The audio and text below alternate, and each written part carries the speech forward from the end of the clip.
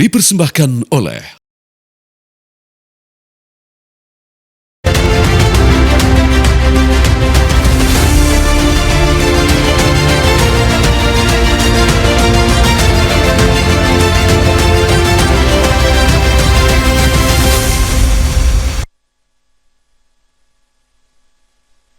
apa yang kami perapitkan adalah hal-hal yang memang tidak patut, tidak layak dan melanggar hak asasi manusia, melanggar hukum juga. Dan itu nanti akan ada detail ya, banyak bukti-bukti yang akan kita paparkan, termasuk ya pelanggaran yang sangat fatal. Kalau ada upaya paksa, pemanggilan atau bahkan penangkapan paksa itu seharusnya tetap mengikuti aturan yang berlaku ya, atau prosedur. Dan doakan saja semua juga datang ya, gitu yang kita mohonkan, sehingga tidak menghambat, tidak mengganggu, tidak memperlambat juga dari kasus utama yang nanti akan disidangkan. Saya sudah serahkan pada proses hukum yang ada, kemudian kita lihat nanti di sidang-sidang yang ada di pengadilan seperti apa. Yang jelas saya ingin menunjukkan ijazahnya di dalam sidang pengadilan nantinya. Akan saya tunjukkan ijazah asli yang saya miliki.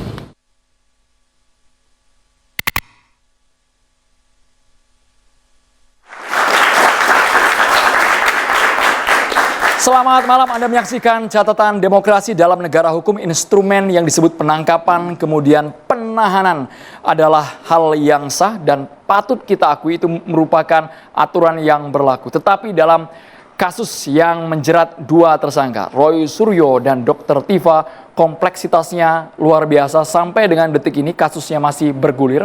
Rasanya yang kami nantikan masuk ke persidangan, nyatanya dari pihak Roy Suryo kami memilih diksi melawan, mengajukan pra-peradilan, merasa bahwa penangkapan, penggeledahan yang dilakukan oleh aparat penegak hukum itu menyalahi aturan. Meskipun dari Bitkum, Bidang Hukum Polda Metro Jaya, membantah itu semua dan meminta majelis hakim segera menolak seluruh permohonan dari kubu Roy Suryo. Tapi berbeda jalan dengan Dr. Tifa yang tidak mengajukan pra-peradilan dan mengaku siap menghadapi sidang perdana pada tanggal 2 Juli mendatang. Agendanya kami perkirakan merupakan pembacaan dakwaan. Kita tunggu bagaimana adu kuat antara pihak Roy Tifa dan juga pihak Presiden ke-7 Joko Widodo. Kami ingin mengucapkan terima kasih kepada BAS yang terus mendukung program Catatan Demokrasi. Malam hari ini studio kami semuanya serba kuning, pakai jaket alma mater kuning dari Universitas Indonesia, Fakultas Ilmu Administrasi. Tepuk tangannya boleh teman-teman mahasiswa. UI ini memang namanya sekarang lagi harum-harumnya nih kan, kritis ke pemerintah, tapi luar biasa teman-teman malam hari ini sudah berkenan hadir. Harapannya kami memberikan ruang untuk bertanya juga kepada narasumber kami. Langsung saja saya perkenalkan, ini yang di tengah juga para dosen. Ini ada salah satu dosen UI juga, Bang Aristo, Bang Aribuan. Bang Pidana UI malam, Bang Aristo. Dan juga mantan hakim agung kita, Prof. Gayus Lumbun. Malam, Prof. Gayus. Selamat malam. Kuasa hukum Dr. Tifa, Bang Aziz Yanuar, kami tempatkan bareng-bareng dengan mahasiswa, Bang. Selamat malam. Di sisi kiri saya ada Prof. Binsar Gultom, mantan hakim tinggi dari PT DKI Jakarta. Malam, Selamat Prof. Binsar malam. Gultom, yang juga menangani kasus kopi Sianida, Jessica Kumala Wangso. Dan ini ada kuasa hukum dari Presiden ke-7 Joko Widodo, Prof. Firmanto Laksana. Malam, Prof. Firmanto. Selamat malam semuanya, selamat malam. Paling kanan ada Bang Yasena, kuasa hukum dari Roy Suryo. Malam, Bang Yasena. Malam. Dan juga yang satu ini meskipun sudah menyandang status tersangka, tapi sepertinya ruang geraknya untuk tampil di media masih diperkenankan. Terima kasih banyak. Selamat malam, Dr. Tifauzia Tiasuma, tersangka kasus ijazah Jokowi. Saya langsung ke Dr. Tifa. Dr. Tifa sebenarnya masih solid dengan Bung Roy Suryo? Masih solid kah? Karena sepertinya dari Dr. Tifa tidak mengajukan pra-peradilan, tapi Mas Roy masih bergulat di pra-peradilan saat ini, Dr. Tifa. Kami bersahabat tuh udah lebih 30 tahun, jadi nggak mungkin kita pisah hanya gara-gara masalah seremeh ini kan. Pertimbangannya apa, Dr. Tifa memutuskan untuk mencabut pra-peradilan? Tidak mengajukan atau mencabut mungkin? Pertimbangannya apa, Dr. Tifa? Begini, jadi ketika kita masih di Polda ya, kan saya tanya juga sama penyidik, kita nanti akan bagaimana gitu. Jadi dari mereka kan, mereka jelaskan bahwa kita akan split sync. Nah kalau splitting kan artinya kita harus punya strategi masing-masing, tapi semua itu sinergi dan koheren. Jangan khawatir, kami sahabat udah dari kecil. Sekarang di masa sekarang kita menghadapi kasus yang sama, ya kita hadapi bersama-sama. Maksudnya nggak akan pernah pecah? Oh enggak lah. Tidak seperti teman-teman yang lain? Yang mana Ada yang tuh? sudah banting setir? Karena mereka nggak pernah jadi temen ya, beda ya. Suasana dan ikatan batin saya sama Mas Roy Suryo itu kan beda. Kami tuh dari kecil udah temenan, udah sahabat, udah seperti saudara. Jadi ketika kita ada di dalam sebuah koridor, ada di dalam sebuah situasi yang sama, malah kita makin dekat, kan begitu tuh. Tapi menarik ketika Dr. Tifa mengatakan ini bagian dari strategi. Masih banyak strateginya untuk menghadapi pihak Presiden ke-7 Joko Widodo, Dr. Tifa. Kalau kita berselancar dalam ruangan yang disebut sebagai ilmu itu kan menghasilkan taktik, menghasilkan strategi. Jadi itu harus wajib. Itu konyol ya kalau kita melakukan sesuatu itu tanpa rencana, tanpa strategi, tanpa prediksi, itu konyol. Segala sesuatu kita pikirkan dengan matang dan kita selalu bersinergi ya, Pak Yasena. Harus. Yakin? Iya, yakin. Akan menang di persidangan? Ini bukan soal menang kalah kan. Kita ini bukan soal menang kalah. Kita nggak lagi bertanding, nggak lagi main permainan, nggak lagi main game. Kita sedang menegakkan kebenaran dan keadilan. Kita sedang memberikan pelajaran yang berharga bagi bangsa ini. Kita sedang akan menghasilkan sebuah sejarah. Sehingga nanti di masa depan negara kita ini benar-benar terlindungi oleh hukum yang baik. Benar-benar terlindungi oleh clean governance yang baik. Jangan sampai ada pejabat apalagi presiden bermasalah di masa depan. Jangan sampai kita punya persoalan lagi nanti presiden ke-21 dokumen ijazahnya dipermasalahkan oleh rakyatnya sendiri. Jangan sampai nanti presiden ke-100 punya pakai ijazah palsu. Jangan. Sudah ini terakhir. Dan kami siap untuk berjuang untuk itu. Dan keraguan itu harus dijawab dengan bukti. Betul. Dr. Tifa. Ya. Amunisi masih banyak, Dr. Tifa. Ya, karena pegangan kita tuh ilmu, Prof. Prof ini para guru saya. Pegangan kita tuh ilmu nomor 1. Baru kemudian turunan ilmu itu ada hukum, kan begitu. Ya, practice based. Jadi kita sama-sama belajar. Saya seorang dokter, seorang aktivis sosial kesehatan. Selama 456 hari ini saya belajar. Mulai dari pelajaran kurikulum pertama sarjana hukum. Dan ternyata saya baru menyadari bahwa rakyat itu nggak boleh buta hukum. Rakyat itu harus ngerti hukum, harus cerdas hukum. Dan ini pelajaran yang sangat berharga. Seorang perempuan seperti Dr. Tifa yang sangat awam hukum, kemudian dikriminalisasi, dituduh pidana macam-macam bahkan sampai pasal 12 tahun. Wajib hukumnya rakyat Indonesia semua harus tahu hukum. Pak Firmanto, Dr. Tifa merasa dikriminalisasi. Kalau ya selamat malam, terima kasih. Kalau bicara kriminalisasi sudah lampau itu ya, bahwa memang tidak ada kriminalisasi, kan sudah disampaikan. Barusan keluar dari suara Dr. Tifa sendiri. Ya makanya ini kan beliau menyampaikan secara sadar, artinya nanti pada saat di persidangan kan ditanyakan apakah ada kekeliruan, apakah ada sudah melakukan ini dan itu. Artinya kan dengan sangat sadar, kan gitu. Kemudian bagaimana kita bisa membantah ketika Pak Jokowi sudah menerangkan, Mbak Tifa, sudah menerangkan beliau adalah lulusan UGM, sudah menunjukkan ijazahnya, Mbak Tifa sendiri sudah melihat di polisi, sudah menunjukkan juga kepada wartawan-wartawan, kepada kami juga, sudah menyampaikan juga fakta-fakta dan semua bukti-buktinya sudah di-spill, ada KRS, bukti bayar, dan semuanya. Dan itu sudah disampaikan juga oleh UGM secara terbuka bahwa Bapak adalah alumni UGM Fakultas Kehutanan yang telah menempuh Tridharma Perguruan Tinggi dan itu semua diberikan dengan ijazah asli dan sah. Jadi pertanyaan saya begini, buat apa Bapak sudah sebagai seorang alumni Fakultas Kehutanan membuat ijazah palsu? Ini kan harus dijawab nanti. Dugaan-dugaan apa atau prejudis-prejudis itu bagaimana membuktikannya? Oke, tadi sampaikan kami memeriksa. Ini pendapat kami, ini ilmu. Tapi apakah itu ilmu-ilmu itu, pendapat-pendapat itu yang tidak berdasar itu sudah diverifikasi sama UGM mengatakan asli tetap dibunyikan tidak asli? Apakah itu pendapat? Itu tuduhan.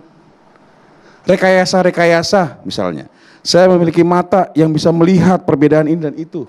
Disampaikan perbuatan-perbuatan yang disampaikan secara terus-menerus, terbuka. Barusan pun disampaikan kan? Artinya apa? Buat apa Pak Jokowi memasukkan ijazahnya? Sedangkan Bapak sudah merupakan alumni Fakultas Kehutanan UGM yang sudah diverifikasi oleh semua pihak.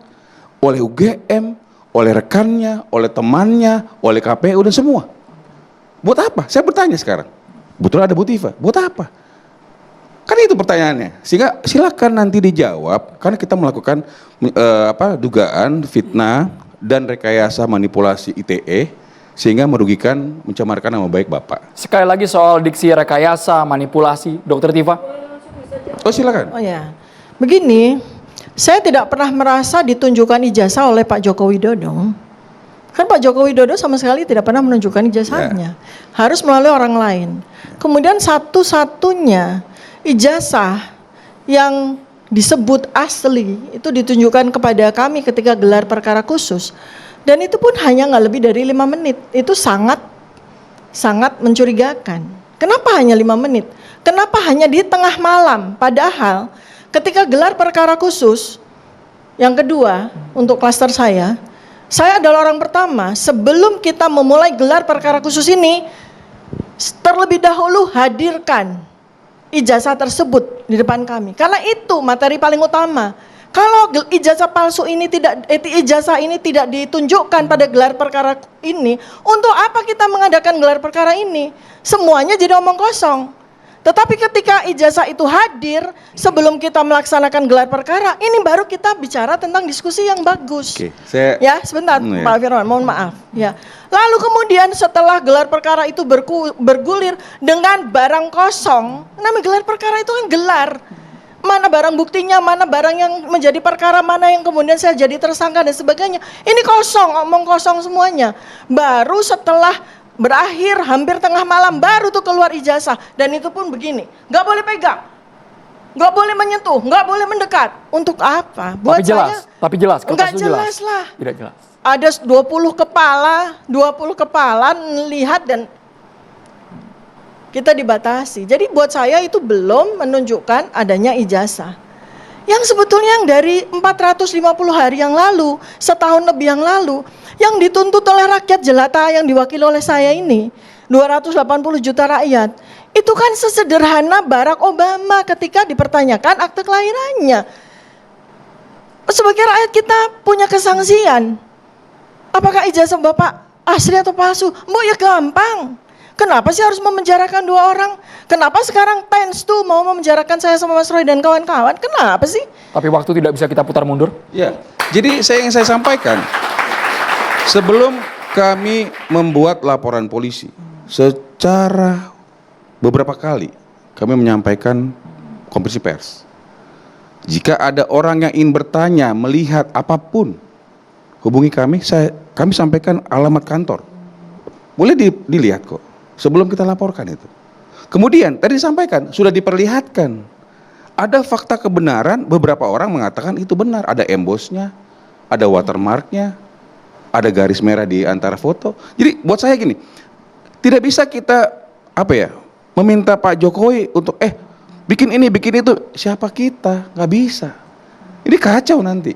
Masa Pak Jokowi kita suruh-suruh, tetapi kalau dibilang, saya mau lihat, pernah di beberapa TV dikatakan, kalau dilihatin saya berhenti, benar. Ada berapa orang yang mengatakan itu benar berhenti. Yang pernah mengatakan dia akan berhenti pun tidak berhenti, ada juga.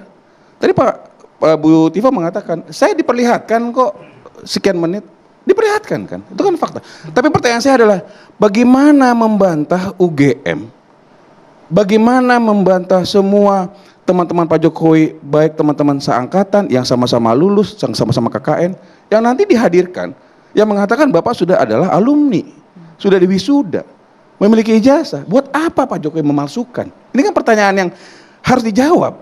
Ya harus dijawab, saya bisa dengan mudah menjawab Pak Silakan. Hermanto. Aduh, ini kita sudah setahun lebih ya. Yeah.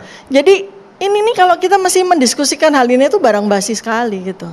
Karena sudah sekian kali sidang Di mana pada saat itu seharusnya Pak Joko Widodo sendiri yang berangkat, nggak berangkat juga. Ini kan, barangnya juga nggak pernah muncul. Dia sedang Kemudian ngerjain ketika orang, bukan sidang bicara KIP ijazah. ya, coba ya Pak, Dia sidang minta, KIP. Pak, sebentar, dia minta Pak Jokowi Saya paling yang malas nunjukin. kalau begini-begini. Bukan, Udah, enggak. silakan. Enggak, saya mau terusin. Silakan. Karena ini kembali menuding. Saya mau meluruskan. Kita tuntaskan boleh Pak Pak, Firmanto? kita- Enggak, kalau menuding lagi masih apa, dibilang Pak? mengenai itu bahwa ada perdata, nggak ada yang menang kok mereka. Ini saya paling malas nih kalau di TV seperti Nggak ada yang ini. menang. Kita akan ini- kasih porsi yang sama, Dr. Tifa, kita akan kasih porsi Iya, kan? durasi yang Tapi berimbang. jangan baru jangan saya, lagi toh. nuding-nuding. Karena Kalau Tuding apa ya? kalau memang sifatnya tudingan itu langsung bisa ditepis, Iya, bisa makanya saya dibantah bilang. boleh. Iya. Pak Wiranto. saya Kita tidak sepakat dibilang tidak hadir. Diwakili kok Bapak. boleh titik sampai situ dulu boleh, Iya, Pak oke. Wiranto. Dituntaskan nanti boleh dibantah, Pak Firmanto. Ya, sekarang itu sidang-sidang CLS ya. Nggak ada satu kali pun baik Pak Jokowi maupun ijazahnya muncul, ya kan?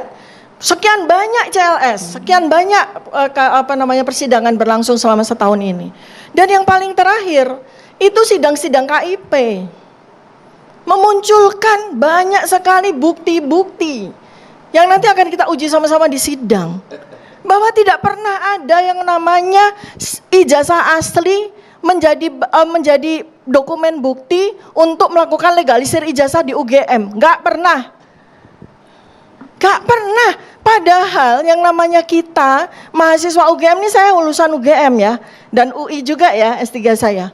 Ya, ketika kita ingin mendapatkan legalisasi ijazah, kita harus menyertakan ijazah asli. Itu nggak pernah, dan UGM sudah menyatakan bahwa kami tidak pernah melakukan legalisir ijazah Pak Jokowi dengan ada ijazah aslinya. Silakan nanti Pak. Pertanyaannya Dipertahankan itu nanti di sidang. Pertanyaannya Saya apakah dengan gembira nanti saya akan melihat Iya. bagaimana nanti para pengacara maupun Pak Jokowi sendiri kan dia harus hadir. Iya. Beliau harus hadir. Pasti. Nggak boleh nggak hadir Iya. pada saat sidang. Iya. Kita akan buktikan sama-sama. Kita akan tunggu keberanian Pak Jokowi Dodo untuk hadir pada sidang. Karena memang keinginan mereka hanya itu. Dia ingin menyuruh seseorang untuk melakukan sesuatu, bukan bicara ijazah asli atau palsu. Tadi disebutin. Saya nggak Jangan persoalkan. cuma berani Saya nggak persoalkan, dia bilang. mentersangkakan, memidanakan rakyat dengan hukuman pasal 8 tahun 12 tahun tanpa berani untuk hadir pada sidang. Itu- Kita tuntut. Itu konsekuensi. Jadi jangan salahkan Pak Jokowi, nggak tepat. Tapi dipastikan hadir Pak Jokowi. Kan ya? kita sudah bilang, ada mekanisme. Kita sudah bilang sebelum kita laporkan, kalau mau lihat datang. Ini Jadi kan saya mau tanya sedang Pak Firmanto menuding-nuding, ini kan? sebagai pengacaranya. Kan seperti Pak itu. Firmanto, Pak Jokowi mau datang nggak? Dia delik Pak- aduan loh. Saya bilang Pak Jokowi datang Benar. dengan mekanisme benar nih, presiden. benar Iya, nih. loh. Benar, jangan Bu Tifa, dengan mekanisme digital Bu Tifa. maksudnya pakai Zoom. Bu Tifa, cukuplah. Karena kenapa? Anda sudah dinyatakan oleh jaksa bersalah, makanya dilimpah. Tinggal jaksa akan memperkuat dalilnya menyampaikan. Ya, saya menyampaikan Ini itu apa fakta. ini loh. mennuduh, Bukan, ini tidak. mengintimidasi dia Tidak. ceritanya, mengintimidasi. Cukuplah Anda menuding-nuding. Maka Siapa pernah saya menuding-nuding? Nggak pernah. sampai di sana dikatakan. Itu Bapak "Apa menuding enggak? itu?" Apa enggak? Gitu loh. Saya begini loh Pak, saya begini loh Pak. Udahlah, mungkin Ibu Tifa Menuding itu pakai pinter. Udahlah, Ibu mau menyampaikan gue pinter. Kita tidak Silakan. persoalkan mengenai Gitu gestur, tapi kita argumennya tetap argumen hukum. Iya Saya dong. boleh ke kuasa hukumnya Dr. Tifa, Silakan. Pak Aziz Yanuar. Baik, terima kasih pemirsa sekalian. Jadi saya di sini mau sampaikan dua catatan penting ya, karena ini judulnya kan catatan demokrasi.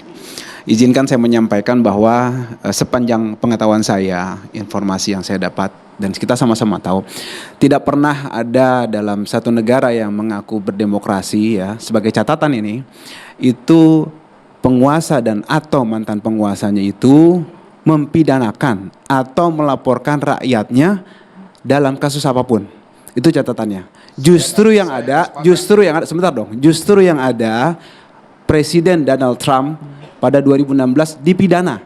Kebalikannya gitu loh. Nah, itu baru negara demokrasi. Itu konsekuensi seorang pejabat. Itu konsekuensi seorang yang memang dibayar untuk menjadi abdi negara, baik saat menjabat ataupun pasca setelahnya. Jadi maksud saya ini catatan demokrasi yang tentu saja mencederai ya demokrasi itu sendiri. Itu poin pertama ya Bang Aziz. Betul, itu yang poin pertama. Yang kedua, saya menanggapi Bang Firman tadi yang menyatakan bahwa jaksa sudah membawa ke pengadilan bahwa ini seakan-akan menjurus bahwa beliau berdua ini sudah bersalah. Jangan lupa ada presumption of innocence, ada asas praduga tak bersalah. Seseorang tidak dapat dikatakan bersalah sebelum ada putusan pengadilan. Nah, itu menurut saya yang perlu. Tadi abang kita juga menyampaikan tidak pernah ada terbukti sebelumnya, kan begitu. Nah, begitu juga kedua orang klien kami tersebut, ya Dr. Tifa dan Roy Suryo, belum pernah, alhamdulillah gitu kan. Dan mudah-mudahan nanti juga tidak terbukti. Jadi itu yang saya mau garis bawahi. Terima kasih. Jadi saya tidak sepakat kita menjelek-jelekan orang dan mengatakan demokrasi, tidak sepakat saya. Karena ada pasal yang mengatakan pencemaran nama baik. Kalau enggak perlu ada. Kan seperti itu. Nah, tadi sampaikan juga bahwa saya sampaikan bagaimana dibilang UGM sudah mengatakan ini asli. Buat apa Pak Jokowi memalsukan? Ini kan semua adalah slip of the tongue atau apa ya? Sirkus perkata-kata gitu loh. Kenapa saya bilang begitu? Karena kayak tadi saya menyampaikan begini, tuding-tuding. Udahlah. Kita buktikan saja, kita adu bukti saja, kan gitu. Dan beliau juga harus buktikan bahwa kepalsuannya mana. Apakah benar palsu? Apakah interpretasi? Kan ini kan bicara masalah ilmu, bicara masalah interpretasi. Tapi kan kita bisa lihat nanti, kita tanya, hakim akan bertanya, coba buktikan, jaksa, Bapak ada ijazahnya enggak? Coba ada ahlinya enggak? Ada bukti saksinya enggak? Ada kertasnya enggak dan sebagainya. Mungkin akan ditunjukin sesuai dengan mekanisme. Berarti harus punya bukti yang ilmiah. Iya dong. Jadi jangan hanya menuding-nuding saja, jangan hanya menuding saja. Karena pendapat-pendapat yang terus-menerus dibunyikan tanpa dasar yang benar, apalagi sudah diverifikasi oleh UGM, itu namanya tuduhan. Tuduhan yang merugikan orang lain, itulah yang terjadi sekarang. Jadi yang terjadi adalah fitnah dan penyemaran baik. Dan ada edit-editan dan sebagainya. Tadi versi Dr. Tifa belum diverifikasi UGM. Ya gini, ini kalau kita kan ada kuat bukti ya. Saya sebenarnya mudah sekali kok waktu sidang nanti ya. Karena mereka itu sudah menyajikan 709 dokumen dengan senang hati. Waduh, menarik sekali itu nanti. 709 dokumen ya. Ini sedang kita mintakan kepada sidang KIP. Apa saja itu?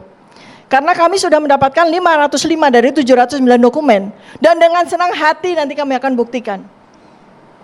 Mana yang otentik, mana yang perlu kita evidence based kan, mana yang kita perlu science based kan.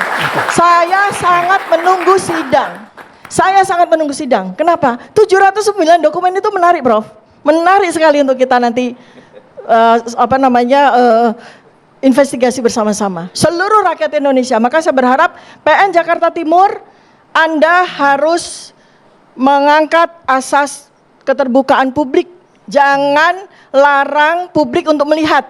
Maka seluruh rakyat Indonesia, 280 juta rakyat diberikan kesempatan untuk melihat sidang kami secara live streaming. Dan pemirsa, mungkin saya mau memberikan konteks nih tadi ya. Bang Firman, saya mestinya panggilnya Opung ya, tapi saya panggil Bang aja. Ya. Dan Ibu Tifa nih, ini kan tadi sedang berdebat ya. Saya mau memberikan konteks nih apa sih sebenarnya yang diperdebatkan. Saya mau mulai dari tadi kata-kata Bu Tifa, ini bukan game, ini bukan pertandingan, tapi ini upaya untuk mencari kebenaran. Begitu ya Bu Tifa ya. Nah, disinilah menariknya. Sebenarnya kalau kita lihat dalam literatur ya, hukum acara pidana, proses persidangan acara pidana itu sebenarnya pertandingan. Nah, pertandingan untuk apa? Pertandingan untuk mendefinisikan kebenaran. Nah, begini, kubunya Pak Jokowi ya, dari Opung Firman dan kawan-kawan ini, kubunya Pak Jokowi itu sekarang versi kebenarannya itu bersandar kepada yang namanya kebenaran otoritas. Ya, apa itu kebenaran otoritas? Legal truth ya di dalam hukum acara pidana. Apa misalnya buktinya? Memang buktinya cukup signifikan nih legal truth ini. Pertama tadi misalnya dari UGM, kan otoritas tuh. Kemudian Lab 4 itu otoritas. Kemudian polisi dan P21 itu otoritas. Sudah mengatakan bahwa, saya punya bukti yang cukup loh untuk paling tidak menghadirkan Bu Tifa ke persidangan. Artinya kalau sudah hadir ke persidangan, ya memang itu chance-nya untuk dinyatakan bersalah sudah lebih dari 50%. Ini saya harus katakan ya. Tapi begini, ya. Kadang-kadang yang namanya kebenaran otoritas itu, legal truth itu berbeda dengan factual truth. Ada distance. Misalnya, sederhananya, ada putusan pengadilan yang membebaskan orang tapi ternyata disuap. Nah, itu kan beda tuh. Kebenaran versi legal truth, kebenaran versi otoritas berbeda dengan kebenaran versi faktual. Nah, sekarang yang coba diupayakan oleh Bu Tifa dan Pak Roy ini adalah memberikan jarak dari kebenaran otoritas dan factual truth-nya. Kan begitu yang dilakukan. Nah, tapi persoalannya memang Bu Tifa ini punya mountain to climb atau gunung yang harus didaki. Karena kebenaran otoritasnya itu sekarang ada di kubunya Pak Jokowi, ada di kubunya Opung Firman ini. Karena kita satu marga ya, Bang Haribuan. Bukan karena satu marga nggak ada hubungannya, tapi ini murni saya melihat nih. Ini saya juga melihat ya ada orang yang bertanding. Ya, saya melihat ada orang yang bertanding, saya membaca pertandingannya dan saya menjelaskan kepada pemirsa bagaimana membaca pertandingan ini. Nah, sekarang Bu Tifa mau memberikan jarak ya, mau mengatakan nggak betul itu kebenaran otoritas itu, nggak betul itu UGM, nggak betul itu lab for polisi, nggak betul itu penersangkaan saya nggak betul. Itu yang mau dikatakan. Nah, sekarang bukti-bukti signifikan apa? Saya justru juga jadi penasaran. Bukti-bukti signifikan apa yang bisa membantah itu? Saya bayangkan misalnya buktinya nih, ya, mengatakan oh UGM ternyata juga dipengaruhi, undue influence untuk mengatakan Pak Jokowi kuliah di situ atau pernah lulus dan punya ijazah. Apa ada bukti itu? Saya berpikir yang pertama. Yang kedua, sebenarnya catatan Bu Tifa ini dalam memberikan jarak, apakah berdasarkan riset yang Jokowi White Paper itu? Karena kalau dibaca, mohon maaf, saya juga sudah baca Jokowi White Paper itu, ini menarik karena ada riset yang mengatakan 99% palsu sebagai kesimpulannya di awal. Padahal yang namanya riset itu kan probabilitas. Bu Tifa kan periset juga, lagi S3 juga, apa sudah lulus saya nggak tahu. Yang namanya riset itu ada kemungkinan margin of error-nya.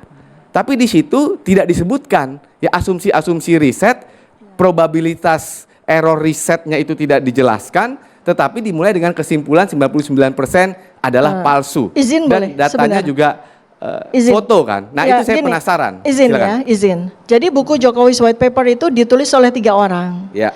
Yang pertama adalah Mas Roy Suryo ya, beliau doktor ahli telematika. Nah, beliaulah yang mendapatkan kesimpulan ya bahwa berdasarkan dari penelitian telematika beliau, maka beliau mendapatkan kesimpulan bahwa 99,9% ijazah yang beredar di internet yang dijadikan sebagai bahan penelitian beliau itu palsu. Tapi ya. visi nggak sih Saya mengatakan 99% kebenaran absolut itu dalam riset itu kan? Ya itu kan tolong nggak pas lah. Kita periset kita tahu itu nggak pas. Iya, kedokteran kami pegang 95% confidence interval. Tetapi mungkin karena saya sendiri bukan ahli telematika kan. Jadi kesimpulan 99,9% itu berdasarkan keahlian, keilmuan telematikanya Pak Roy Suryo. Tapi artinya riset yang mau dipertahankan di pengadilan itu apa? Riset yang mana? Loh, tiga-tiganya kan sekarang yang satu udah kemana tahu gitu ya. Sekarang tinggal Pak Roy Suryo dengan keahlian telematikanya, ya itu yang akan dipertahankan beliau di telematika. Saya dengan keahlian anatomi morfologi dan facial action coding system, ya. Dan berbagai macam neuroscience behavior model yang saya pakai di dalam buku Jokowi's White Paper bagian belakang ya itu neuroscience behavior itu yang saya pakai Pak. Jadi kami itu punya domain ilmu sendiri-sendiri walaupun kemudian kita. Tapi kesimpulannya sama 99% palsu. Enggak dong, saya punya confidence loh gini. Medicine ya ini teman adik-adik ada yang fakultas kedokteran enggak? Fakultas kedokteran itu pegangannya itu confidence interval 95%. Kami pegangannya itu. Pernahkah saya bicara, coba Bapak lihat, soal tahun ini, pernahkah Dokter Tifa bicara 99,9%? Tidak pernah. Tetapi domain telematika mungkin. Saya bukan ahli telematika sehingga saya tidak tahu. Tapi kalau domain saya tidak pernah loh. Dokter Tifa tidak pernah mengatakan karena kami punya kami punya postulat sendiri di ilmu kedokteran. Sorry sebentar, artinya kebenaran otoritas tadi itu mau disangkal dengan riset neuroscience behavior. Oh iya, kan kalau apa itu misalnya? Saya jadi penasaran neuroscience behavior dengan keaslian ijazah itu relasinya Dokter apa? Tifa, soal neuroscience boleh dijawab sesaat lagi. Oke. Kita harus jedanya di Oke. Catatan Demokrasi pemirsa kami kembali. Siap.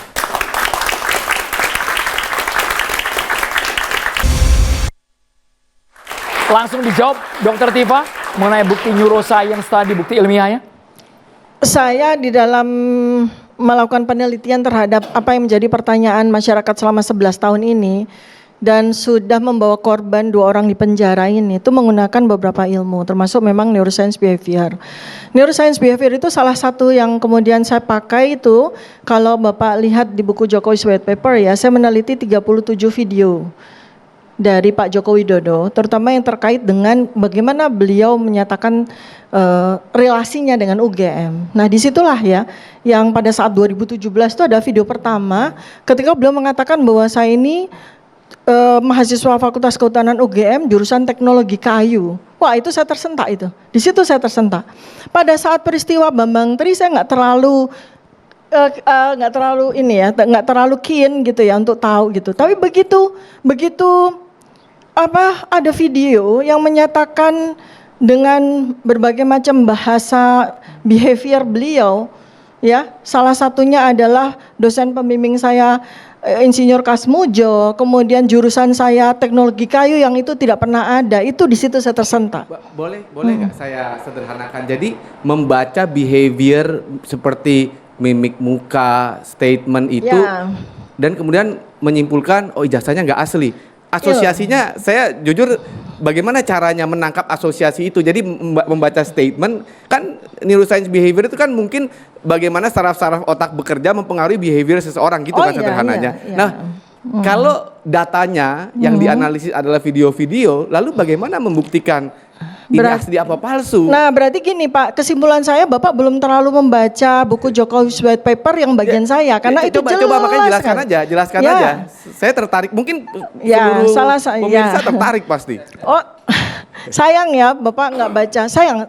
Tapi Bapak sudah punya. Jadi nanti dalami ya Pak, namanya Facial Action Coding System. Di situ saya berikan penjelasan yang sangat dalam tentang bagaimana Membaca seseorang. raut muka maksudnya. Oh iya, ketika beliau sedang menyampaikan saya mahasiswa Fakultas Kehutanan UGM jurusan Teknologi Kayu. Kalau orang yang matanya belajar neuroscience behavior, terutama juga mendalami ilmu yang disebut sebagai facial action coding system, langsung pasti ada sesuatu tidak beres di situ. Tapi di situ saya masih belum berpikir bahwa presiden saya ketika itu adalah orang yang memasukkan ijazah. Di situ saya tidak berpikir. Bahkan Pak ya, jadi saya adalah orang yang paling ingin tahu kebenarannya. Kalau memang benar ya benar, kalau memang tidak ada ya tidak ada. Di situ di tanggal 15 April 2025 ketika saya datang menemui rektorat, di situ saya ingin sekali melihat ijazah tersebut dan beres. Oh asli, saya akan katakan asli. Saya boleh akan bergeser ke Pak kumandangkan asli. Yasena, Ya. Dr. Tifa, Ya. apakah menemukan hal yang tidak beres kalau versinya Dr. Tifa tadi? Terima kasih. Jadi terkait dengan masalah keahlian Dr. Tifa dengan Dr. Roy Suryo, sebetulnya saya sebagai lawyer nggak bisa ya mencampuri seperti tadi ditanyakan bagaimana, karena itu memiliki sesuatu yang tidak bisa dimiliki oleh orang lain. Cuma saya menggarisbawahi dari sisi hukumnya aja. Kaitan dengan Roy Suryo dengan Dr. Tifa ini, sebetulnya apa sih yang disebut dengan pencemaran nama baiknya di mana? Gitu kan? Saya lari ke hukumnya aja lah. Ya, saya nggak mencampuri tentang apa yang diperdebatkan tadi, bagaimana gitu kan. Udah. Beliau sudah, kalau boleh saya katakan, beliau dokter dan ahli untuk mengamati tentang mimik wajah manusia, mungkin karena beliau punya latar belakang. Dan Dr. Suryo, Roy Suryo, beliau ahli telematika, jadi beliau paham betul kan gitu kan tentang bagaimana model kertas dan sebagai ijazah. Oke, kita juga bisa melihat apakah ijazah ini asli atau palsu dan sebagainya. Tadi sudah disampaikan oleh Prof. Firman juga, bagaimana itu untuk bisa dibuktikan. Tapi tidak segampang itu untuk dibuktikan bahwa ini loh satu lembar kertas, oh ini ijazah asli. Memang tidak segampang begitu, ya kan. Cuma saya kembali kepada permasalahannya, beliau-beliau ini kan peneliti-peneliti, ya kan. Di awal, kita kembali ke awal. Karena ini ceritanya sekarang mundur lagi gitu kan. Mundur lagi, ini udah masuk sidang, sementara saya sendiri masuk ke dalam pra-peradilan, ya prapid, ini sekarang ditarik mundur lagi. Ke bagaimana pada saat pelaporan di SPKT, gitu kan? Laporan di SPKT itu dibuatkan laporan. Nah, di sini dalam laporan ada 4 orang. Ya, yang pertama Bapak Insinyur Joko Widodo, yang kedua Andi Kurniawan, yang ketiga Lecumanan, yang keempat Maret Samuel Sweken. Ya, dan sekarang yang nyampe ke pengadilan, yang muncul cuma 1, Bapak Insinyur Joko Widodo. Sementara yang 3 tidak ada. Nah, ini yang jadi permasalahannya. Nah, di situ ada 2 pasal ITE, 2 pasal pidana. KUHP yang lama, ya kan, berubah menjadi KUHP baru, 310 menjadi 433, 311 menjadi 434. Itu masuk dalam materi gugatan pra peradilan saat ini juga? masuk nanti. Tapi untuk sementara kita nggak masuk ke situ dulu. Kan ini kita belum masuk nih ya. Barusan pertanyaan juga masuk ke itu. Kalau memang mau ditanyakan boleh saya jawab gitu kan. Terkait dengan apa sih yang dilaksanakan praper terkait dengan perbedaan dengan Dr. Tipa. Ya, tapi saya bahas dulu ini dulu ya. Nah, terkait dengan masalah yang disampaikan Dr. Tipa, keahliannya, kenapa sih harus keberatan kalau memang umpama diperlihatkan ijazahnya dulu ya, nggak sekarang. Ini kan ditarik ke belakang nih, dulu. Ya sudahlah, nggak usah ribut, kasih lihat aja ijazahnya. Pertanggungjawaban, kan sebagai apa? Sebagai seorang negarawan katakanlah, ya, sebagai seorang bapak, gitu loh, ya, sebagai negarawan, sebagai seorang bapak, kasih lihat aja, ya, kasih lihat aja. Itu nggak akan sulit kok, seperti itu. Mungkin tidak akan bertele-tele, tidak akan panjang, ya. Kan sudah dikasih lihat. Sebentar Pak. Sudah dikasih lihat, Bang. Ya, Tadi durasi 5 menit sebentar. maksudnya. Sebentar, nanti Durasi berapapun yang penting sudah Ya, dikasih lihat. saya Jadi kan nggak jangan masuk lagi masuk ke situ, saya setuju. Ya, kemudian mengenai masalah tadi ada bukti-bukti ya terbitnya ijazah palsu dan sebagainya, sepakat saya juga. Oke, kalau memang sekarang tidak ada kesepakatan, ini udah masuk ke persidangan kan nanti hari Kamis. Ya sudah kita jalankan nanti di persidangan. Beliau meminta, mohon Bapak selaku pemilik ijazah, Bapak Insinyur Joko Widodo lewat Prof. Firman mungkin hadir. Beliau sudah mengatakan oke siap, ya sudah, ya kan? Nanti juga akan hadir di persidangan. Semoga itu didengarkan loh ini ya, semua didengarkan. Nah kemudian terkait dengan masalah riset bukti pemeriksaan, kembali lagi kepada para peneliti ini. Ini mungkin dalam persidangan akan dibuktikan hasilnya bagaimana. Mungkin itu yang akan saya tengahi terkait dengan permasalahan yang sekarang diperdebatkan. Tapi di luar daripada pra peradilan ya. Nanti kalau memang mau ditanya pra peradilan saya Prof. akan jawab. Gayus boleh masuk. Prof. Terima kasih. Terima kasih. Saya akan meluruskan sebenarnya adu kuat bukti ini antara Pak Roy Suryo dan Dr. Tifa ini kepada siapa? Boleh lebih dekat lagi, Prof? Saya berpendapat bahwa ini kan wilayah pidana. Artinya kubunya Pak Roy Suryo dan Dr. Tifa ini berhadapan dengan dakwaan yang nanti baru akan kita tahu apa isi dakwaannya. Tapi di pemberitaan ada beberapa pasal yang disebutkan 433, 434, 441 yang isinya pencemaran nama baik. Tambah pasal 32 dan pasal 35 Undang-Undang ITE. Bagaimana perencanaan penghinaan itu seperti apa? Dari pencemarannya, perencanaannya untuk mencemarkan sampai dengan penghinaan. Bagaimana fitnah yang diartikan di pasal itu yang apakah benar dilakukan oleh kubunya Pak Roy Suryo. Nah, trik ITE-nya adakah pernyataan dokumen video unggahan dan data elektronik yang diduga disebarluaskan di masyarakat, dan yang keempat di pasal 35 ini adalah dampak sosial dari apa-apa yang dituduhkan nanti kalau betul di persidangan. Itu yang dilakukan oleh kubunya Pak Roy Suryo, bukan Pak Jokowi bagi pandangan saya. Kenapa? Karena ini peristiwa yang masuk pada rezim pidana bukan perdata. Tidak ada rekonvensi, tidak ada meminta yang bersangkutan, itu forum yang lain. Ini saya harus meluruskan dengan betul-betul sehingga jangan timbul harapan tapi tidak ada terbukti hakimnya salah. Tidak. Dengan putusan tidak memperhatikan apapun yang ditemukan diucuatkan. Maksud Prof. Gayus kansnya kecil gitu? Secara terbuka aja Kubu Prof Pak Roy dijawab. Suryo dan Bu Tifa ini harus memperkuat dakwaan-dakwaan yang dimuatkan, yang diberitakan pasal-pasal saya sebut tadi. Itu diperkuat. Di situ bukti yang kuat untuk melawan sendiri saja. Tapi kalau untuk menyerang hampir tidak ada. Karena bukan ini forumnya. Forum untuk menyerang bukan pada forum ini. Pak Jokowi unstand. Ya. Dia unstand dalam posisinya. Ya. Ini pandangan saya secara normal ya, saya panelis ini, jadi saya tidak boleh memihak, tapi saya memberi pandangan. Kalau tidak dipahami dari sekarang, nanti ekspektasinya akan jauh. Karena apa? Kubu Pak Roy Suryo dan Dr. Tifa itu hanya mempertahankan dakwaan, kecuali Pak Jokowi jadi dakwa dalam suatu perkara ini.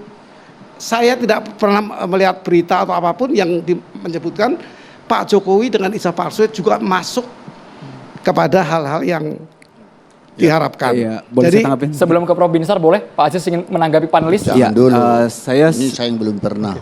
Setelah ini Prof. Binsar, ini dari pihak kuasa hukum Prof. Binsar, nanti kami kasih ruang agak tebal. Pak Aziz silakan dari langsung sisi to the point saja Pak Aziz. Ya, Prof tadi luar biasa.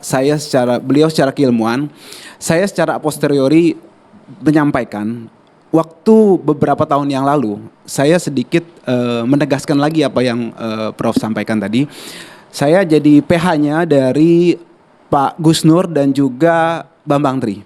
Persis seperti ini, tentang ijazah waktu itu. Dan yang beliau sampaikan betul, tidak pernah ada tutup pembuktian terkait dengan ijazah. Yang ada adalah bagaimana Undang-Undang ITE terkait dengan pencemaran nama baik dan seterusnya, itu yang dibahas di situ. Ketika kita mau memperdalam soal ijazah tersebut, paling tinggi kita dihadirkan adik iparnya Pak Presiden waktu dulu, itu kemudian dihadirkan menjelaskan perihal mengenai pemeriksaannya. Itu paling tinggi. Artinya saya mau sampaikan juga yang disampaikan beliau secara teori, secara empiris saya sudah membuktikan itu, tapi tidak ada salahnya juga saat ini. Karena sekali lagi kami meyakini dari tim kuasa hukum bahwa terdapat muatan selain hukum di sini yang memang mudah-mudahan terungkap nanti di persidangan sesuai dengan harapan kita semua. Muatan apa Bang Aziz maksudnya? Ya karena secara hukum kalau memang kita mau bicara secara hukum ansih seperti yang beliau sampaikan tadi, karena kita di sini bukan mau mengadili ijazahnya Joko Widodo, tapi mengadili tuduhan tindak pidana yang dialamatkan pada para terdakwa nantinya. Seperti Prof. Binsar boleh masuk sesaat lagi. Prof. Binsar, kita harus jeda dulu. Hanya di Catatan Demokrasi, pemirsa, kami kembali.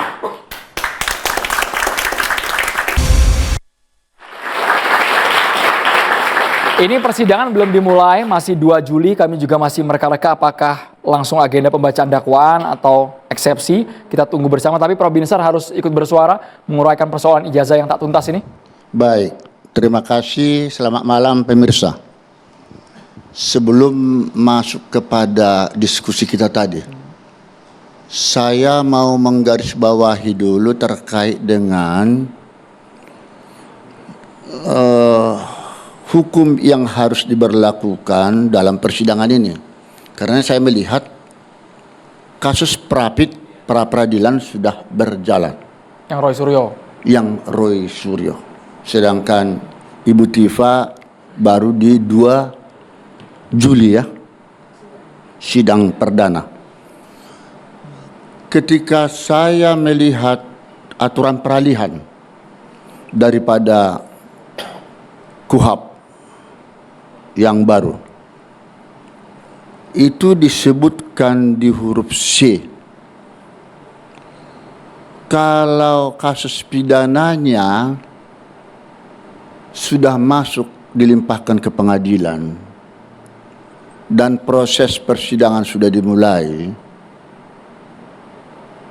maka masih tetap berlaku Undang-Undang Nomor 8 Tahun 1981 tentang KUHP lama. Di huruf D-nya di aturan peralihan itu, apabila sudah diperiksa terdakwanya, maka barulah berlaku KUHP baru.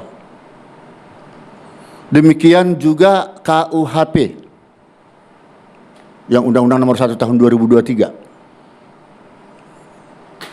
Jika sudah masuk perkara ini ke pengadilan, maka semua peraturan-peraturan perundang-undangan terkait dengan pidana menyesuaikan dengan KUHP baru. Itu harus dipedomani dulu. Jadi mencermati kasus Prapit yang ada sekarang, memang tidak secara tegas, eksplisit saya lihat itu diatur tentang Prapit. Tapi kita dan mungkin para hakim yang akan menangani perkara ini harus cermat nanti. Undang-undang yang mana yang dipakai? Kalau KUHP lama yang dipakai, berarti alat-alat bukti 184 yang jadi berlaku nanti.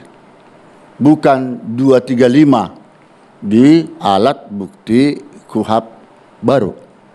Ya, itu satu. Kemudian saya melihat juga kalau sudah mulai masuk perkara ini, berkasnya kan ini sudah ada yang sudah berjalan Prapit, ada yang sebentar lagi masuk perkara. Jadi kita jangan lagi bercerita lama seperti tadi ada diskusi atau debat. Tetapi yang berbicara nanti di sini adalah alat bukti, fakta yang terungkap di persidangan. Nah, jadi benar yang dikatakan Prof. Gayus tadi, justru di sini para pihak, dalam hal ini Pak Roy Suryo dan Ibu Tifa, terlebih kalau Ibu Tifa ini kan langsung masuk kepada pokok perkara. Bukan ibu yang berbicara di persidangan lagi. Itu hanya keterangan terdakwa nanti. Tetapi ini diwakili oleh jaksa penuntut umum. Bagaimana pasal 75 KUHP baru itu dapat dibuktikan oleh jaksa harus secara syarat material harus secara cermat, jelas, keikutsertaan siapa saja pelaku-pelaku yang terlibat dalam hal itu. Itu harus jelas nanti diatur di sana oleh jaksa. Jaksa yang berbicara, hakim nanti yang akan menilai. Jadi kalau memang nanti lemah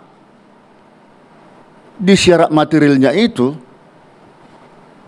maka tidak menutup kemungkinan terjadi penghukuman. Tidak akan bebas. Ini tidak terlalu dini untuk menjustifikasi, Prof. Binsar? Bukan menjustifikasi, ini supaya semua kubu supaya mulai mempersiapkan hal ini, terutama jaksa penuntut umum. Ya, karena ini persidangan sedang menunggu waktu, sedangkan prapit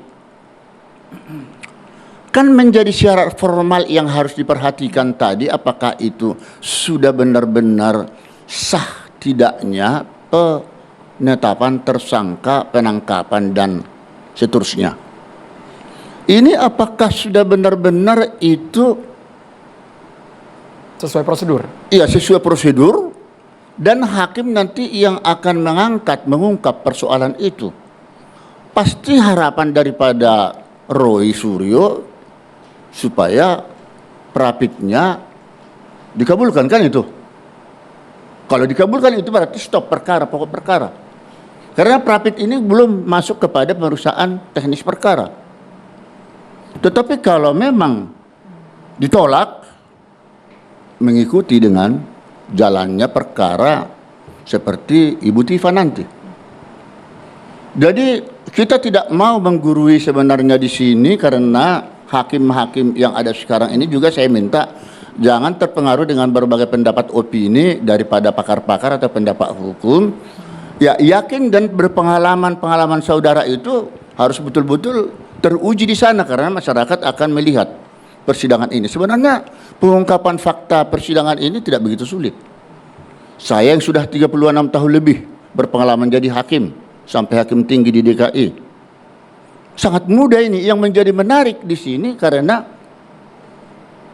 pejabat negara atau mantan presiden sebagai pihak yang dinyatakan dikorbankan. Jadi yang membuat rumit siapa, Prof? Tadi, Prof? Yang membuat rumit itu adalah selain daripada sudah berlarut-larutnya perkara ini, hampir 2 tahun tadi dikatakan oleh Ibu Tifa, 1 tahun lebih, juga menjadi pihak yang dalam perkara ini adalah termasuk Bapak Jokowi, mantan presiden yang ke-7. Itu membuat ini perkara jadi seolah-olah menarik. Ya. Jadi oke. Panelis, boleh kita libatkan panelis Prof. Gayus, Bang Aristo? Oke. Tadi saya kan ke Ibu Tifa ya. Sekarang saya ke abang saya Bang Firman, abang garis miring opung saya, dan juga Opung Binsar. Ini hakim kan sudah berpengalaman sekali ya. Gini, memang di dalam arsitektur hukum Indonesia kan memang tidak dijelaskan bahwa misalnya Dr. Tifa ini bisa meminjam ijazahnya untuk dia lakukan riset berdasarkan ahli yang dia tunjuk sendiri. Memang instrumen itu tidak ada. Ya, tidak dinyatakan jelas di dalam KUHP baik yang lama maupun yang baru. Nah, pertanyaan saya pertama sebenarnya ke Opung Binsar ya. Pak Binsar dulu, pertanyaan pertama. Ya supaya jelas begini, kan kadang-kadang ini kan ijazahnya, objeknya itu ijazah. Walaupun tadi dakwaannya ada pencemaran nama baik, juga ada manipulasi undang-undang ITE, tapi kan objek turunannya itu kan adalah ijazah. Nah, ijazah itu sudah dinyatakan oleh otoritas, ya, otoritas dalam hal ini adalah otoritas negara, ya, dan juga UGM, itu ijazahnya asli, kan sederhananya begitu. Nah, Bu Tifa ini kan tadi saya bilang mau memberikan jarak tadi, kebenaran otoritas dengan kebenaran yang asli yang sebenarnya. Nah, bagaimana dia bisa menjelaskan itu ketika dia tidak punya akses kepada ijazahnya? Kalau misalnya ijazahnya hanya 5 menit ditunjukkan atau 10 menit dari jauh, gitu ya Bu Tifa ya, dari jauh. Nah, di sistem hukum yang lain misalnya ya, di Amerika lah, kalau orang menghadapi hukuman sampai 8 sampai 12 tahun, itu kan hidupnya tuh at stake ya. Artinya dia diberikan kesempatan seluas-luasnya untuk membuktikan apa yang dia omongin itu betul. Tapi di kita memang tidak jelas begitu, nggak ada. Nah, pertanyaan pertama ke Pak Binsar, bisa nggak kira-kira hakim itu misalnya memerintahkan untuk meminjamkan? Ya sudahlah, kalau kamu berdasarkan riset ilmu pengetahuan, nih saya pinjemin seminggu, misalnya dengan pengawasan atau bagaimana, supaya dia bisa membuktikan dengan ilmu pengetahuan yang pertama. Yang kedua kepada Abang Firman. Ini borongan ya Bang ya? Iya, Abang Firman, supaya fair kan. Saya di sini supaya tadi saya sudah tanya ke sana, saya dulu, tanya supaya jangan lupa. ke Bang Firman, pernah tidak ada pikiran dari entah tim kuasa hukum atau dari Pak Jokowi, oh ini orang saya laporin dengan pasal yang hukumannya lumayan 8 sampai 12 tahun, bukan hanya pencemaran nama baik. Saya kasihlah akses, coba kamu buktikan deh. Kan saya yakin betul saya asli, coba kamu buktikan riset seperti apa sih yang bisa kamu lakukan. Ada tidak pikiran seperti itu? Demikian. Prof. Binsar dulu, Baik, terima kasih. Itu bisakah dipinjamkan? Ya, hakim memerintahkan. Memerintahkan, iya. supaya dipinjam. Iya, coba kalau Itu kamu asli ilmuwan ijazah. kan riset, iya. Ini kan tergantung daripada, katakan dulu ya, andai kata perdata, justru penggugat inilah beban pembuktiannya ada di penggugat. Membawa bukti-bukti untuk membuktikan apakah benar ijazah Jokowi palsu. Barulah ijazah asli tersebut akan ditunjukkan oleh hakim dengan tentu diminta ya kepada pihak pemilik. Tetapi ini kalau masuk kepada kasus pidana, betul objek perkaranya adalah ijazah. Tetapi ini kan masalah pencemaran nama baik dan fitnah. Jadi sesungguhnya kurang relevan kalau itu harus diminta hakim. Sorry Pak Binsar, kan ada manipulasi data digital tadi itu. Data digital itu kan foto dari ijazah itu. Bukan hanya pencemaran nama baik dan fitnah loh dakwaannya. Nah, kembali lagi mengenai ijazah. Sebenarnya itu hak privasi pribadi. Bukan hak publik ya. Itu pernah saya dengar itu di berbagai diskusi-diskusi. Itu privasi sangat pribadi. Kalau semua orang begitu, saya pun Prof. Binsar, kamu profesor dari mana? Minta ijazahmu. Itu kan tidak logis. Tetapi kalau masalah audit keuangan, itu hak publik harus diketahui oleh semua. Jadi ini karena dia dikatakan tadi negarawan, Pak Presiden, ya tunjukkan deh selesai. Itu kan mudahnya seperti itu. Tetapi apa kepentingannya kalau dalam perdata, apa hak legal standingnya? Jadi sebenarnya saya sangat menghargai apa yang dikatakan oleh Ibu Tifa tadi, ingin meneliti ijazah seorang pejabat negara, tetapi sangat disayangkan aslinya itu terlalu cepat, katanya hanya dalam beberapa saat. Itu pun saya mau pertanyakan apa kepentingannya, itu loh legal standingnya di mana. Nah kemudian tadi saya menggelitik 99,95%. Itu saya kira ijazah asli, ijazahnya Jokowi itu, Pak Jokowi itu palsu. nggak taunya maksudnya tadi yang beredar ya palsu. Tifa? Tadi kan ada Ibu Tifa mengatakan yang 90,95%. 90,99 itu sebenarnya ijazahnya Pak Jokowi kah yang palsu atau hasil penelitian Ibu itu sudah menyebar ke seluruh penjuru? 99,9% itu bukan otoritas saya untuk menjawab, Prof, izinnya. Karena bukan saya menyatakan. Jadi lebih tepat nanti Pak Roy yang bisa menyatakan. Enggak, jadi ijazah asli Pak Jokowi itu masih dicurigai lah. Kan itu sekarang ini. Loh, begini, kita itu intelektual publik ya, intelektual publik. Itu kan punya sebuah... Ibu tadi mengatakan, saya ada catatan saya ini, Presiden saya memalsukan ijazah. Yang mana? Ada terucap dari Iya, kata-kata saya bilang itu. Berarti begini. Presiden Pak Jokowi memalsukan ijazahnya.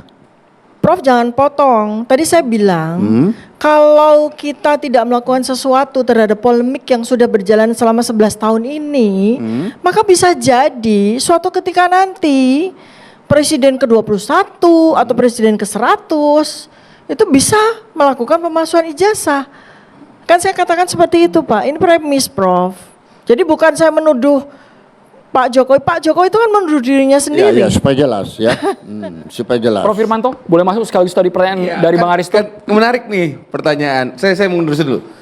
Jadi ijazah Pak Jokowi itu palsu nggak? Jangan sepotong-sepotong. Ini akan agak berselancar nih. Kan sebenarnya gampang. Ya, bisa jadi ijazah Pak Jokowi asli karena UGM sudah mengatakan asli, atau totali aja bilang saya dengan keahlian saya yang menurut saya udah mirip-mirip kayak paranormal, saya lihat gerakan-gerakan ininya segala macam, analisa saya, kewenangan saya karena itu adalah pemahaman saya bilang itu palsu. Jangan merendahkan keilmuan seseorang dengan kata-kata seperti itu, nggak pantas, Prof. Tidak. Nggak pantas, Prof. Karena dipertanyakan Anda tidak tahu ilmu saya, Anda mengatakan saya seperti paranormal, itu nggak pantas. Karena tadi kan sudah disampaikan juga sama rekan kita Pak Aristo. Jangan menggunakan statement yang tidak pantas, Prof. Meniadakan fakta yang sudah senyatanya disampaikan oleh otoritas, oleh negara, oleh berbagai pihak, itu asli. Kemudian tuduhan ijazah palsu yang dilaporkan atau diadukan mereka dikatakan dihentikan karena tidak beralasan atau tidak cukup bukti. Kan gitu nih. Jadi kalau saya nggak bisa bertanya ya sudah, mohon maaf. Saya hargai Ibu, silakan. Tapi yang ditanya sama Bapak tadi ini, jadi yang mana yang palsu? Apakah spesimen-spesimen yang beredar di mana-mana gitu kan Pak, pertanyaan Bapak kan? Atau memang Ibu mengatakan ijazah Pak Jokowi dengan pemahaman saya itu palsu? Itu tadi versi penelitian dari pakar telematika Pak Suryo. Masuk telematika. Jadi ini sebetulnya setelah ini, Prof. Dari tadi saya tunggu saya Setelah karena ini. saya belum selesai. ini memang pendapat dari Pak Roy Suryo ya, jadi 99,9% itu berdasarkan hasil telematika, bukan dari Dokter Tipa, bukan. Jadi tadi Prof Bizar menanyakan itu, maka saya mau ngangkat telepon, mau saya jawab. Nah, ya terkait dengan asli atau tidaknya, makanya 99,9% itu palsu. Itu dari Pak Roy Suryo. Ini saya katakan, ya kan? Nah, kalau Dokter Tipa berdasarkan ilmunya 82, berapa? 92, sekian. Foto, Prof. Itu hanya fotonya aja foto kalau loh, beliau. Prof. Ya, saya bukan ijazah ya. Jadi saya foto. pertanyaannya jangan digabung gitu kan. Nah, tadi kan Prof nyampaikan apa yang dicemarkan. Nah, justru dari ini kita kembali ke pasal 310 dengan 311. 310 ini kan pencemaran nama baik. 311 itu pencemaran nama baik dengan ada fitnah. Nah, seumpama begini aja lah. Umpama ya, mohon maaf di sini ya. Misalkan saya ke satu tempat bawa perempuan masuk kamar misalkan. Iya kan? Ini umpama ya. Ini ada adik muda semua soalnya ya. Ini contohnya agak ngeri nih contohnya. Seumpama ya. Contoh sendiri. Kemudian ada yang melihat saya, ya kan? Nah, kemudian dia haknya apa sih untuk mencemarkan, ngasih tahu siapa? Kamu kemarin masuk kamar begini, kan gitu, iya kan? Kita ada haknya. Nah, sama seumpama, tapi jangan malah Prof Firman ya. Seumpama nih, Pak Jokowi punya ijazah, ya, punya ijazah asli. Ini ke 311. Ada ijazah asli. dibilang palsu. Nah itu fitnah. Kalau 310-nya itu punya ijazah, dia punya ijazah tapi disemarkan gitu loh. Makanya kami keberatan pasalnya 310 dengan 311. Digandeng dua-duanya. Ini Pak Jokowi ini punya ijazah apa enggak? Prof Gayus boleh masuk, Prof Gayus. Begini. Ada dua pasal Ya, soalnya. saya akan memberi pandangan yang lain sekarang. Dari tadi saya sudah kehabisan waktu. Jadi saya akan, ya maaf ya, saya akan menyampaikan karena waktu saya kalau tidak banyak diberikan. Banyak Prof, tenang Prof. Ya, Kami siapkan, Prof. apakah pengadilan pidana bisa mengadili kepalsuan atau keaslian? Saya mengatakan tidak bisa. Dia perbuatan yang bisa. Pidana itu menyangkut perbuatan. Artinya membuat palsu dan menggunakan yang palsu. Tidak bisa menyatakan kepalsuan di wilayah pidana. Itu bisa ditun. Dari tun kalau terbukti palsu baru dibawa ke pidana. Itu pandangan saya. Coba pikirkan, apakah bisa memberi dokumen, mengadili dokumen untuk wilayah pidana? Apakah ijazah ini palsu atau asli? Bukan tempatnya. Jadi ini perlu kajian ilmiah yang cukup luas. Salah kamar ya Prof ya? Salah kamar bagi saya kalau mengharapkan pengadilan pidana akan menentukan dokumen ini palsu atau asli. Sangat tidak tepat. Setuju, Prof, setuju.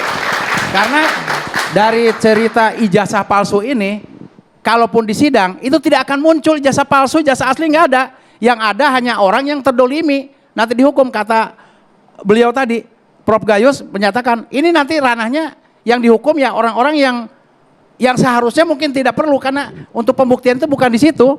Gitu Tidak tepatnya. begitu, tidak begitu. Kalau perbuatannya fitnah terbukti, pencemaran nama baik, buat instabilitas publik, kan itu masuk di ITE, masih masuk. Tapi kalau meminta agar hakim pidana memutuskan kepalsuan atau keaslian, saya pikir kurang tepat. Itu ada wilayah lain. Setelah wilayah ini tidak benar, ini palsu, baru bawa ke pidana. Itu wilayah-wilayah rezim hukum. Jangan campur aduk. Oke, ada 2 poin lagi. Tadi Prof Binsar nyampaikan, data ini data digital. Sebetulnya yang diteliti data digital itu, yang menyebarkan itu siapa sih? Dian Sandi. Ini saya sampaikan di sini. Dian Sandi, Prof. Dian Sandi, nanti Prof cari Dian Sandi bawa ke sini, Prof. Ya, Dian Sandi. Nah, inilah yang data digital yang diteliti ini asal mulanya seperti itu. Nah kemudian tadi Prof menyampaikan privasi, Prof punya ijazah atau apa, jangan disinggung. Beliau ini kan pejabat publik, Prof. Pejabat publik itu berarti kan itu milik publik, boleh dong. Nah daripada diminta seperti begitu, tadi udah saya sampaikan, ya udah nyampaikan ke depan aja. Nih saya ada ijazah aslinya. Saya rasa selesai masalah ini, nggak jadi Tafsir mana panjang yang lebar. meleset, logika Terima hukum kasih. mana yang dianggap amburadul, sesaat lagi dijawab di catatan demokrasi. Pemirsa, kami kembali. Kita libatkan mahasiswa, ingin langsung masuk, silakan. Oke, terima kasih atas kesempatannya. Perkenalkan, saya Awa, saya dari Prodi Ilmu Administrasi Fiskal, Universitas Indonesia. Saya cukup tertarik dengan diskusi yang cukup panas malam ini. Kepada Mas Aristo mau tanya tadi sesuai dengan pendapatnya bahwa yang kita lihat di sini terdapat 2 narasi yang terus berjalan gitu ya, antara legal truth dan factual truth itu sendiri. Di satu sisi legal truth-nya sudah terbentuk dengan adanya pernyataan dari pihak UGM secara langsung, dan factual truth-nya di sini dari pihak Ibu Tifa dan Bapak Roy masih terus mengejar bukti-bukti untuk membuktikan factual truth itu sendiri. Nah, pertanyaan saya, Mas, sebenarnya kita ini di suatu negara hukum, apakah factual truth itu bisa terus dicari-cari, padahal di satu sisi legal truth itu sudah terbentuk secara jelas seperti itu, dan sebenarnya sampai di titik mana masyarakat bisa benar-benar percaya bahwa putusan pengadilan itu sebagai sebuah kebenaran seperti itu. Terima kasih, Bang Aristo, Mas. langsung Bang, boleh? Keren ya, pertanyaannya keren ya.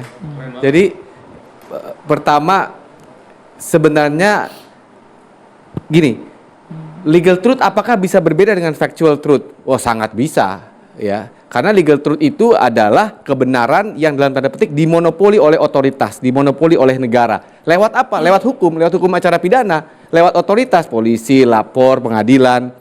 Apakah itu bisa berbeda? Oh, bisa berbeda. Tapi apakah memberikan jarak ya atau membuktikan perbedaan itu mudah? Sangat sulit sekali. Kenapa sangat sulit? Ya, karena misalnya gini, akses terhadap resources, ya, akses terhadap alat bukti untuk menguji perbedaan itu untuk memberikan jarak antara legal truth dan factual truth itu hampir tidak diberikan di dalam sistem hukum Indonesia. Misalnya tadi makanya saya tanya ke Ibu Tifa atau saya tanya ke pengacaranya Pak Jokowi ya, ke Bang Firman, bisa nggak hakim ya, atau Pak Jokowi berpikir saya pinjemin lah supaya bisa diriset karena hidup Bu Tifa dan Pak Roy Suryo ini mau diambil 8-12 tahun dan itu tidak kecil.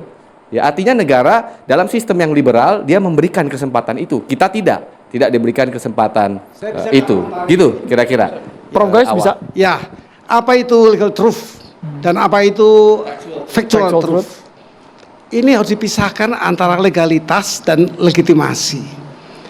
Yang legal truth itu di sisi legalitas, yes, dia seorang rektor UGM di mana persoalannya ada di sana. Tapi ada sebagian masyarakat yang dibolehkan untuk memiliki legitimasi. Ketika presiden dilantik karena menang pemilu itu legalitas. Tapi banyak yang nggak setuju dalam perjalanannya, itu legitimasi. Berontak, menyampaikan pendapat, harus dicek UGM. Bisa, tidak mutlak itu. Itu pendapat saya. Jadi ada legalitas dan legitimasi. Hal yang berbeda. Tolong cari apa Jadi, itu artinya. Pertanyaannya awal ini lebih cocok masuk fakultas hukum sebenarnya daripada masuk ilmu administrasi. Enggak begitu. Kalau pendapat saya mahasiswanya. Iya, enggak juga pikirannya tidak tepat bagi saya karena ada legitimasi tadi yang dicampur aduk sama legalitas. Legalitas yes, dia legal sebagai presiden. Tapi ada sebagian rakyat yang berpendapat lain merupakan legitimasi. Enggak cocok. Nah, bisa saja. Jadi harusnya legitimasi rakyat tetap diakomodasi. Dia akomodasi juga. Jadi kalau keadilannya keadilan hukum dan keadilan sosial, publik itu legitimasi. Itu suara publik, legal. Tapi menurut keadilan sosial. Kalau penegak hukum ya keadilan hukum. Dia keadilan dari hukum, legal justice. Ada lagi social justice. Social justice mengukur bahwa legitimasinya mengatakan tidak, no. Nah, dia dengan alasan inilah dibuat oleh kubunya Pak Roy Suryo. Dokter Tifa? Ya, saya mau menanggapi Prof Gayus ya. Jadi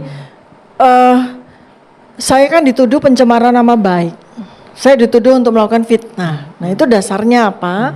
Ada satu video Pak Jokowi sendiri yang menyatakan saya sudah dihina sehina-hinanya, direndahkan serendah-rendahnya karena saya dituduh punya ijazah palsu. Nah, artinya begini sebetulnya, beliau itu kan seharusnya sebelum melaporkan saya pencemaran nama baik, fitnah, beliau membuktikan dulu. Tapi sampai dengan sekarang, kita turut dari 2016 ketika ada seorang anak manusia, warga negara dihukum 5,5 tahun ketika menyampaikan pertanyaan yang sama dengan saya. Beliau juga tidak kunjung memberikan bukti tersebut. Lalu diulang lagi 2022, diulang lagi sekarang di 2026. Gitu loh. Jadi harusnya tuh beliau itu, apalagi ini seorang presiden, apalagi seorang negarawan. Saya hanya hanya bisa memberi dukungan bagaimana mekanisme yang digunakan. Betul. Jadi kalau dalam konteks pidana, pakailah mekanisme pidana. Jadi tidak dicampur aduk sehingga kedua-duanya tidak punya kekuatan yang real. Iya, izin Prof. Jadi kan siapa sih yang menuduh, gitu kan? Yang menuduh itu kan Pak Jokowi kepada saya. Pak Jokowi menuduh saya melakukan pencemaran nama baik. Pak Jokowi menuduh saya melakukan fitnah. Lah, sebelum menuduh buktikan dulu. Mana saya melakukan pencemaran nama baik, mana saya melakukan fitnah. Kan begitu. Dengan apa kan gampang sekali. Kalau Pak Jokowi memang punya ijazah, saya tunjukkan saja. Oh, ini ijazah saja. Berarti Dr. Tifa memang memfitnah saya. Lagi-lagi berarti masih jalan buntu kuasa hukum Pak Jokowi harus begitu. komentar. Bang Aristo ditahan dulu. Kita harus jeda dulu hanya di catatan demokrasi. Bapak-bapak boleh merapat ke saya semua nanti. Terima kasih kepada BHS yang terus mendukung catatan demokrasi. Sepertinya sidang ini masih kita nantikan 2 Juli mendatang. Pak Aziz Yanuar, persiapan amunisinya? Ya, terima kasih. Di acara ini tadi kita simak betul-betul ya bagaimana Dr. Tifa ya sebagai seorang akademisi dan juga keilmuannya, kemudian observasinya seharusnya dilindungi ya, seharusnya dilindungi oleh asas kebebasan akademis dan juga hak imunitas ahli. Tapi yang ada di republik yang ada acara catatan demokrasi ya diperlakukan tidak demokratis dan juga quote unquote dikriminalisasi. Kita tidak temukan ini ya, sekali lagi teman-teman semua, kita tidak temukan ini 2011 ketika Presiden Barack Obama dituduh untuk memasukkan birth dokumennya, tidak pernah dia melaporkan dan sebagainya. Seperti itu. Terima kasih. Baik, terima kasih. Yakin tidak akan mentah ya Kang ya? Baik, saya melanjutkan dari rekan kami tadi. Artinya kalau memang terkait kasus dengan Roy dan Tipa dan teman-teman yang lainnya bergulir taut dan dipersalahkan, dan ini akan sangat berbahaya bagi hukum di Indonesia. Kenapa saya bilang hukum di Indonesia kalau memang terbukti orang-orang ini yang mengatakan dia meneliti dan lain sebagainya, sementara ijazah yang ada di digital itu kan bukan milik Jokowi, tapi itu adalah yang digulirkan oleh Dian Sandi. Dan kalau ini memang disalahkan Dr. Tipa dengan Roy Suryo, ini merupakan presiden buruk bagi hukum di Indonesia ke depannya. Ya, saya melihat bahwa persengketaan hukum ini sudah berlarut-larut terlalu panjang. Ada satu celah untuk win-win solution, bahwa ada mediasi penal. Mediasi pidana itu ada undang-undangnya, dan kita punya presiden yang sangat tegas, berani dan adil.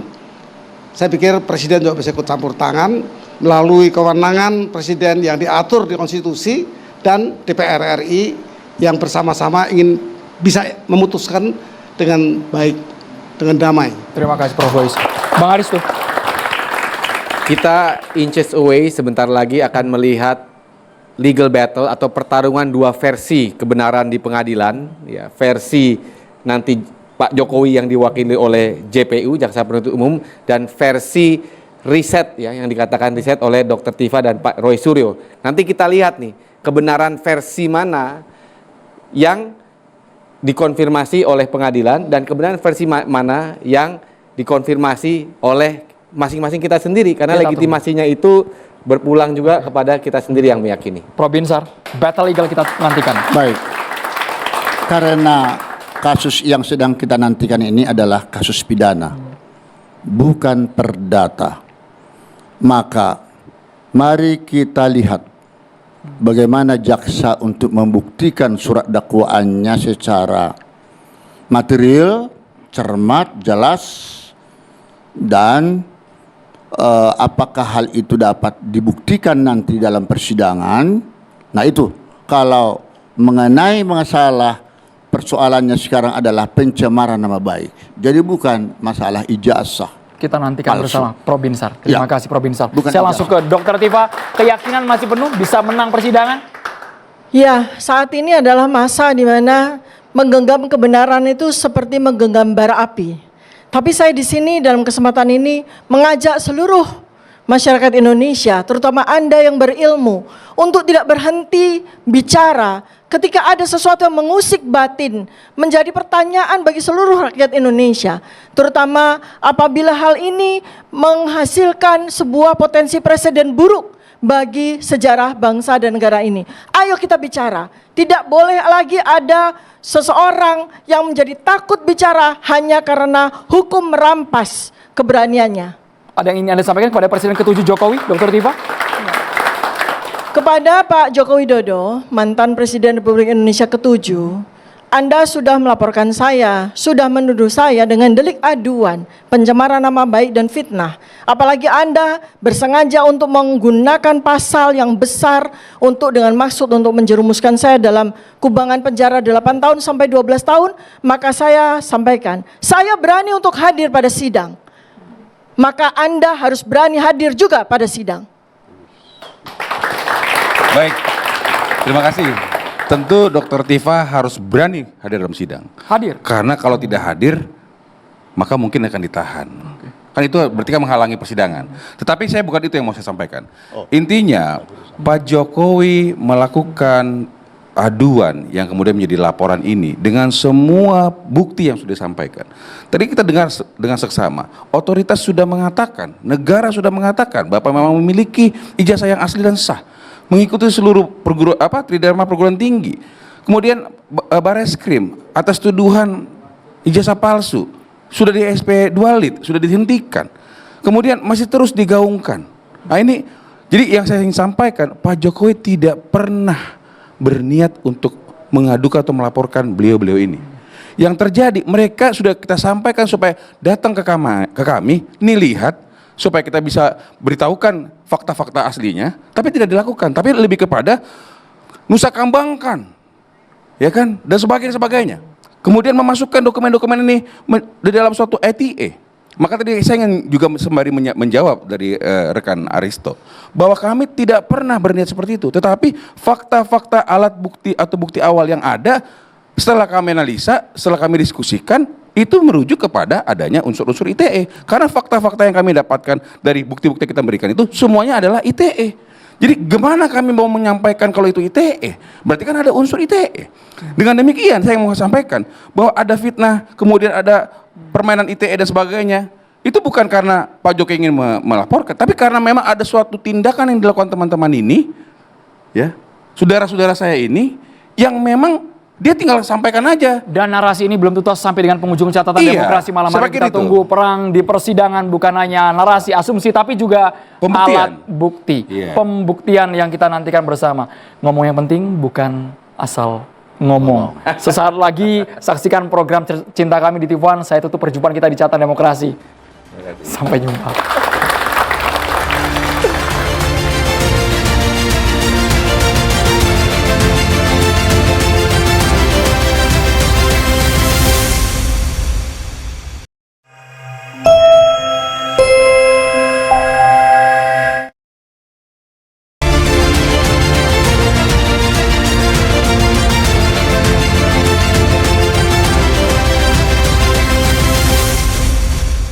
Dipersembahkan oleh